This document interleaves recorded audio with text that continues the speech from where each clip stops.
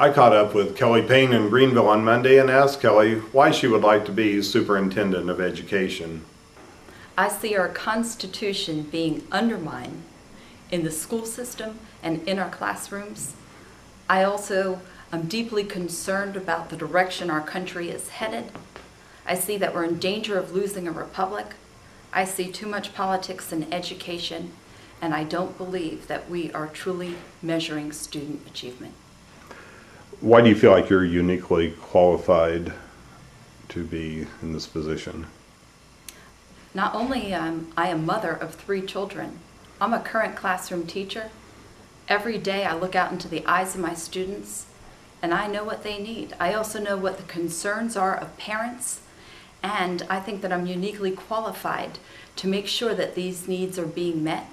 I understand that every single child learns differently, and I understand it's our responsibility to be able to maximize the God-given talents of every single student, and that can only be done by offering choices. We need to be able to create a unique, individualized learning environment for every single child to be able to meet those goals. Where do you teach? I teach at Dutch Fork High School in Irmo. And what subjects do you teach? I'm a history teacher.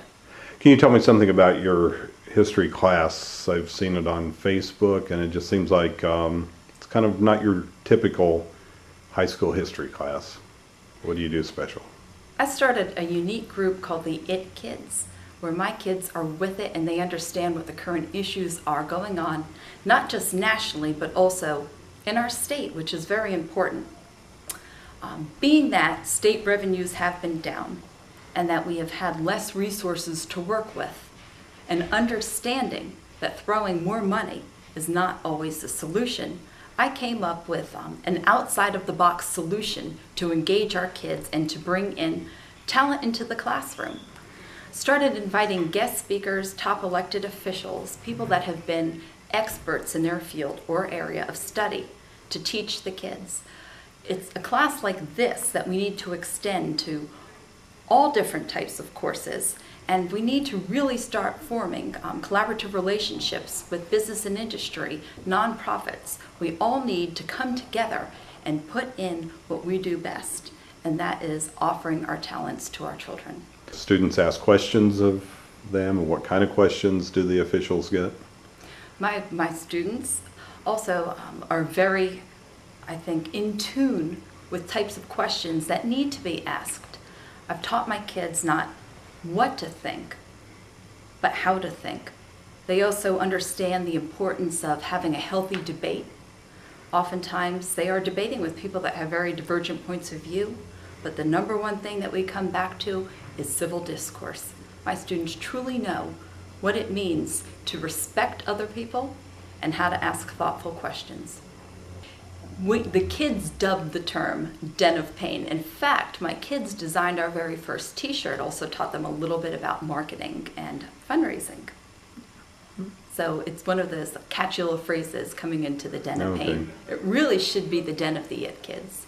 Will Folks, who is a blogger outside of Columbia, came up with that term, and he told us that we could borrow it. What's his reasoning? Is it an acronym, or what's it stand for? What's its meaning? The kids are with it, that they understand, they know what's going on, they know the importance of being involved in the political process.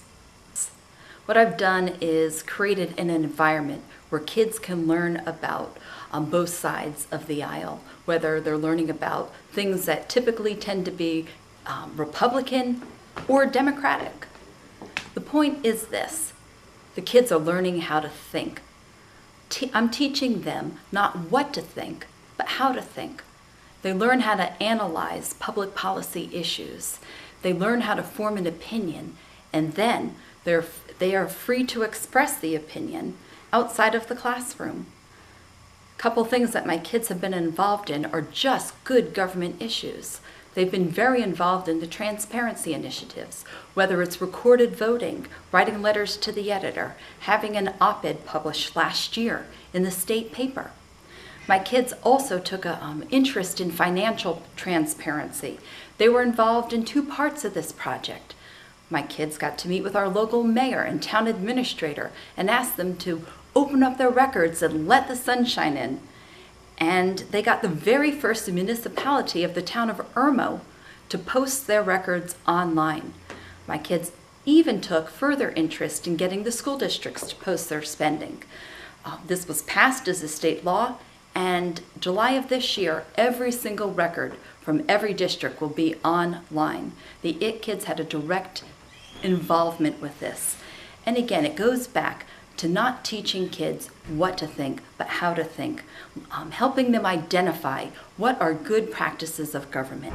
And we can all agree that transparency is not something that belongs to either side of the political aisle, but it ought to just be about good government, getting kids involved in the political process. Please go to my website, votekellypayne.com, and please vote for me on June 8th. We've been talking to Kelly Payne, candidate for Superintendent of Education. I'm Tom Hanson for SouthCarolinaConservative.com.